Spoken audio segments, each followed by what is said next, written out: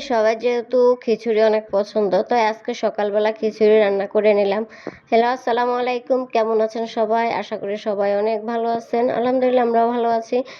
তো যে যেখান থেকে দেখছেন অবশ্যই ভিডিওটা যদি ভালো লেগে থাকে লাইক কমেন্ট করবেন এবং পেজটা ফলো করবেন। আর ইউটিউব থেকে যারা দেখবেন তারা অবশ্যই চ্যানেলটা সাবস্ক্রাইব করবেন। আর সবাই সবসময় সাথে থাকবেন, ভিডিওগুলো আশা করি দেখবেন। তো আমি খিচুড়ি বসাই দিলাম। যেহেতু আগের মাংস ছিল, আমি প্রতিদিন এরকমই করি, মাংস থাকলে পরের দিন আমি খিচুড়ি রান্না করে ফেলি। আর আমাদের বাসায় সবাই খিচুড়ি অনেক বেশি পছন্দ করে, রুটি ভাতের চেয়ে সকালবেলা আর কি রুটি বেশি একটা পছন্দ করেন না আমার শাশুড়ি মা, কিন্তু আমরা খাই, কিন্তু খিচুড়ি পেলে বেশি খুশি হন উনি। তবে মাংস দিলে তো বেশি ভালো লাগে। তো যেহেতু গরু মাংস ছিল, তো সাথে গরু মাংস দিয়ে আমি খিচুড়ি রান্না করে দিলাম, এখানে আতপ চাল দিয়ে। তো এই তো রান্না বান্না শেষ করে এখানে হচ্ছে খিচুড়ি রান্না করে খাওয়া দাওয়া করে এখানে রান্নাতে চলে আসলাম। আজকে মূলা রান্না করব, আর এখানে ভাত বসাই দিলাম। আর এখানে হচ্ছে যে মূলা তরকারি রান্না করব, তো মাছ ভাজি করতেছি, মাছ দিয়ে রান্না করব।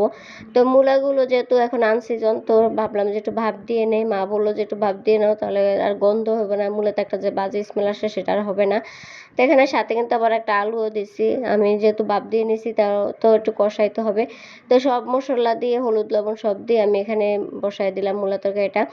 আর এখানে কিন্তু এই যে মোজক ভাজি করব, এটা কোরবানি গরুর মোজকটা ছিল, কেউই নেয় নাই, আমাদেরকে দিয়ে দিছে পুরাটা। তো আমরা ভাজি করে সবাই মিলে খাবো একটু একটু করে। এই যে এখানে কিন্তু মূলা তরকারি হয়ে গেছে প্রায়, এটাকে নামিয়ে নেব। মূলাগুলা যেহেতু আনসিজনে তাই একটু শক্ত ছিল, অনেকক্ষণ লাগছে সিদ্ধ হতে, অনেক সময় লাগছে। তো যেহেতু হচ্ছে মোজক ভাজি করব, তো মোজকের মধ্যে তো পেঁয়াজ বেশি করে দিতে হয়।